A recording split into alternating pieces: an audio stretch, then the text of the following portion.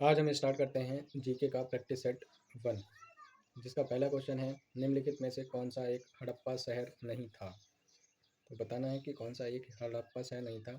लोथल, धौलावीरा। लोथल गुजरात का था। धौलावीरा, मेहरगढ़। मेहरगढ़ ये पाकिस्तान में है, तो ये हड़प्पा शहर नहीं था। सोतका को ये भी हड़प्पा शहर था। देख लेते हैं कौन कौन से हड़प्पा शहर थे। लोथल गुजरात, यहाँ से हमको मिले थे। डॉकयार्ड, कब्रिस्तान, एक बंदरगाह और चावल की भूसी।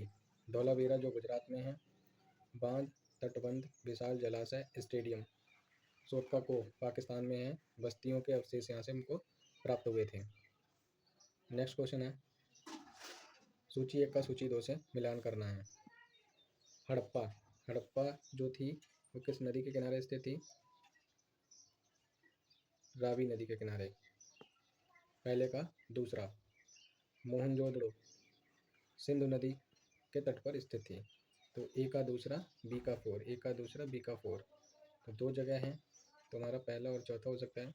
रोपड़, सी का 1। सतलज और धौलावीरा लूनी नदी के किनारे, यानी डी का 3। तो पहला ही आंसर हमारा सही हो जाएगा।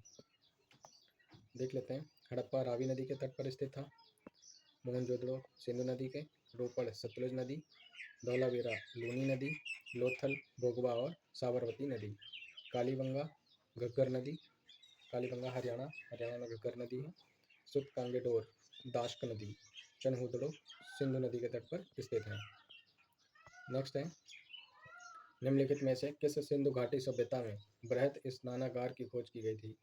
स्नानागार आपको पता है मोहनजोदड़ो से प्राप्त हुआ था।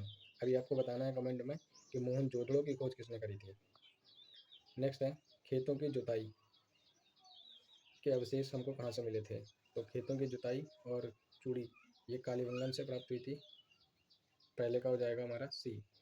पहले का सी फर्स्ट में और थर्ड दो में है, तो हमारा ये आंसर और ये आंसर नहीं हो सकता। इसी तरीके से आपको भी एलिमिनेट करना है। अब देखते हैं कोई दुर्ग नहीं। तो दुर्ग कहाँ पर नहीं था? दुर्ग ये जो चनहुदड़ो था वहाँ पर कोई दुर्ग नहीं था। तो यहाँ पर भी बी है, यहाँ पर भी बी है। घोड़ों की हड्डियाँ, घोड़ों की हड्डियाँ कहाँ पर से प्राप्त हुई थी हमको? ये मिली थी डी सुरकोटदा से। तो हमारा थर्ड आंसर सही हो जाएगा। किलाबंदी वाला निचला शहर मोहनजोदड़ो से मिला था। नेक्स्ट है कालीबंगन से क्या क्या प्राप्त हुआ था? जुते हुए खेत, अग्निवेदी, ऊँट की हड्डियाँ, गोलाकार और आयताकार कब्र। कालीबंगा कहाँ है? राजस्थान के हनुमानगढ़ में घग्गर नदी के किनारे। राजस्थान के हनुमानगढ़ में घग्गर नदी के किनारे। ठीक है। चनहुदड़ो सिंधु नदी पाकिस्तान में है। मनके का कारखाना और आभूषण यहाँ से मिलते हैं। एकमात्र हड़प्पा शहर जहाँ किला नहीं है और यहाँ मानव बलि के साक्ष्य मिले हैं। सुरकोटदा गुजरात के कच्छ जिले में रोपड़ तालुका में स्थित सिंधु घाटी सभ्यता का पुरातात्विक स्थल है। गुजरात के सुरकोटदा में घोड़े की अस्थियां और कब्र मिले हैं। मोहनजोदड़ो निचला शहर माना जाता है, यहीं से विशाल स्नानागार मिला था। अगला है निम्नलिखित में से कौन सा हड़प्पा व्यापारिक बंदरगाह अफगानिस्तान में पाया जाता है?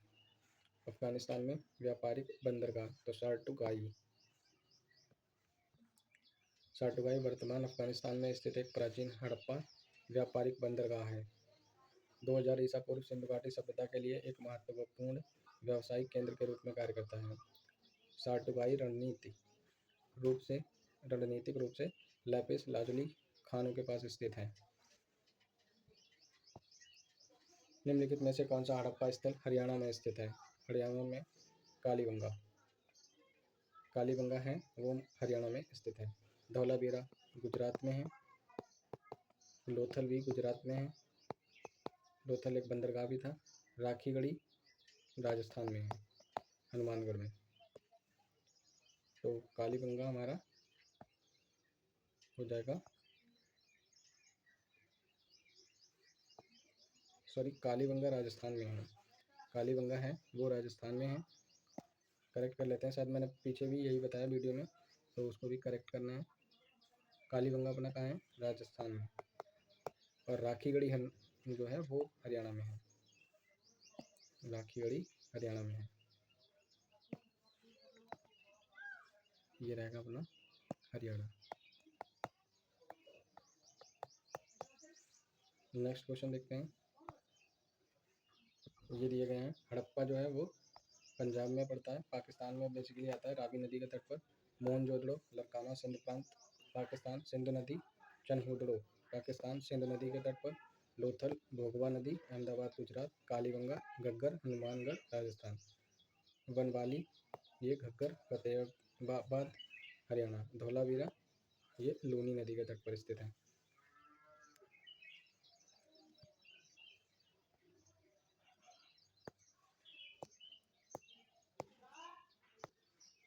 नेक्स्ट क्वेश्चन है, निम्नलिखित हड़प्पा स्थलों में किसमें कब्र में 2 लोगों के शव पाए गए हैं? कब्र में 2 लोगों के शव, ये बताना अपने को कहाँ पाए गए थे। देखिए, मोहनजोदड़ो से स्नानागार पाया गया था, हड़प्पा, चनहुदड़ो और लोथल। तो इसका राइट आंसर हो जाएगा हमारा चनहुदड़ो। लोथल से बंदरगाह पाया गया था।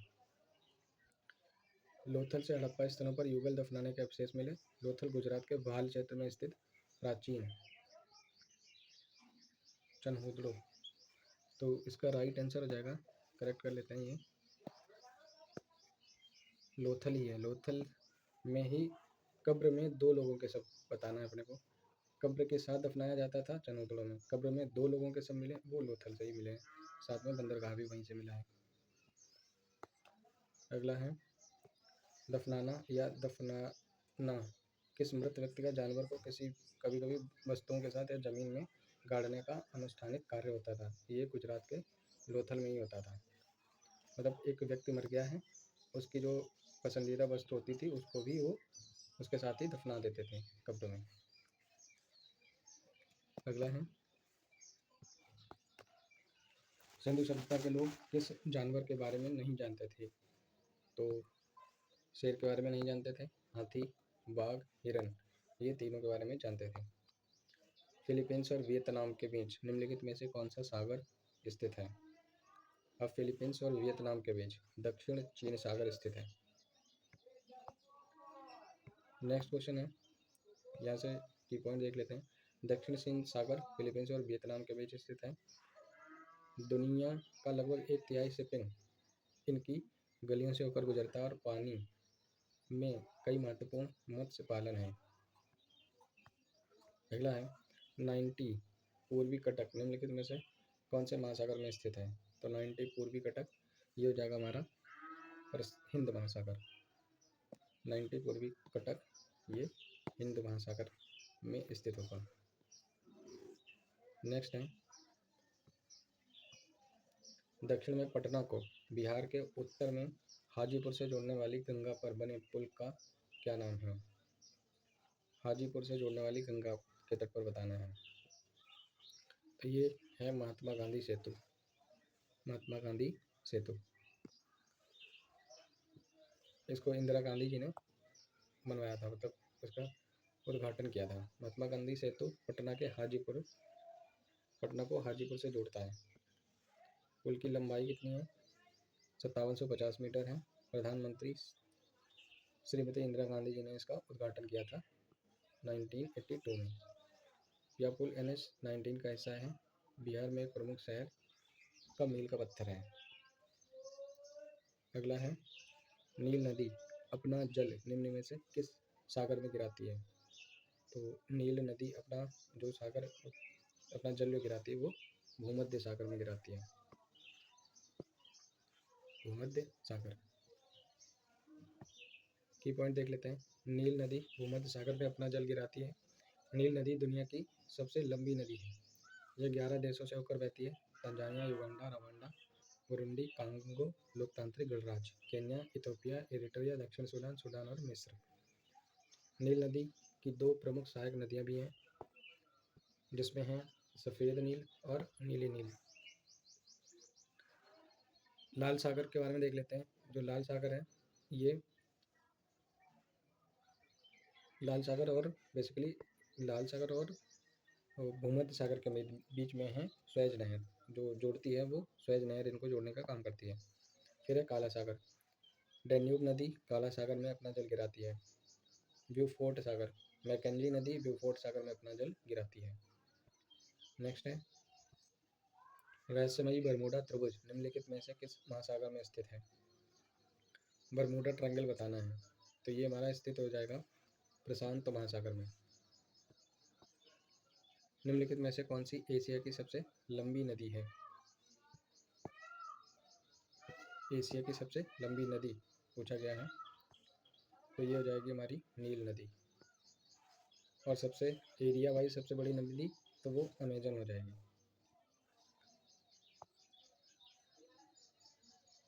सॉरी, यहाँ पर पूछा गया एशिया की सबसे लंबी नदी, एशिया की, तो ये हमारा राइट आंसर हो जाएगा यहाँ से। एशिया का बताना, ये तो विश्व की हो जाएगी नील नदी। यांगसी, ये कौन सी हो जाएगी, यांगसी हो जाएगी हमारी एशिया की सबसे बड़ी नदी। यांगसी या यांगजी एशिया की सबसे लंबी नदी है। विश्व की तीसरी सबसे लंबी नदी भी यही है, विश्व की तीसरी सबसे लंबी नदी। देश भर के भीतर प्रवाहित होने वाली विश्व की सबसे लंबी नदी है। यह पूर्वी चीन सागर की ओर सामान्य रूप से पूर्व दिशा में 6300 किलोमीटर तक बहती है। विश्व की सबसे लंबी नदी नील नदी है। एरिया वाइज तो लंबी नदी बड़ी नदी पूछी जाएगी तो वो अमेजन हो जाएगी। यहाँ पर है भारत की सबसे बड़ी नदी गंगा है, नील नदी मिस्र की है और थेम्स इंग्लैंड की हो जाएगी। नेक्स्ट क्वेश्चन है अमेजन नदी का अधिकांश अपवाह किस देश से प्रवाहित होता है। तो अमेजन नदी है वो ब्राज़ील से ज़्यादातर बहती है, जब ब्राज़ील में। यह विश्व में जल के आयतन के आधार पर सबसे बड़ी नदी है। अमेजन नदी पेरू के एंडीज पर्वत से निकलती है, पेरू के एंडीज पर्वत से। यह Peru, Bolivia, Venezuela, Colombia, Ecuador और ब्राज़ील देशों से होकर बहती है। अमेजन नदी अटलांटिक महासागर में गिरती है। अमेजन नदी है वो कहाँ गिरती है, अटलांटिक महासागर में। अमेजन नदी पर कोई पुल नहीं है। अगला है माउंट फ्यूजी जापान का सबसे ऊंचा शिखर का प्रकार है। माउंट फ्यूजी, तो ये हो जाएगा हमारा ज्वालामुखी शिखर। फ्यूजियामा भी यहीं स्थित है, जापान में ही। अगला है इसी में जो अगले प्रकार हैं भ्रंशोत पर्वत। ये भ्रंश के साथ बनते हैं, जहाँ चट्टान के कुछ बड़े भ्रंशोत बलपूर्वक ऊपर की ओर उठते हैं जबकि अन्य नीचे की ओर झुकते हैं। इसे भ्रंश पर्वत कहा जाता है। भ्रंशोत पर्वत के उदाहरण कौन से हैं। राइन नदी है, इसलिए यूरोप में बोक्सिक पर्वत है। बलित पर्वत कौन से होते हैं, ये तब बनते हैं जब दो प्लेटें आपस में टकराती हैं। हिमालय बलित पर्वत का उदाहरण है, हिमालय, एंडीज और आल्प्स। अगला क्वेश्चन है हमारे सौरमंडल का सबसे बड़ा ज्वालामुखी कौन सा है। सौरमंडल का सबसे बड़ा ज्वालामुखी, तो ये हो जाएगा हमारा वैरन द्वीप। सौरमंडल का सबसे बड़ा ज्वालामुखी पूछा गया है, तो ओलंपस मोन्स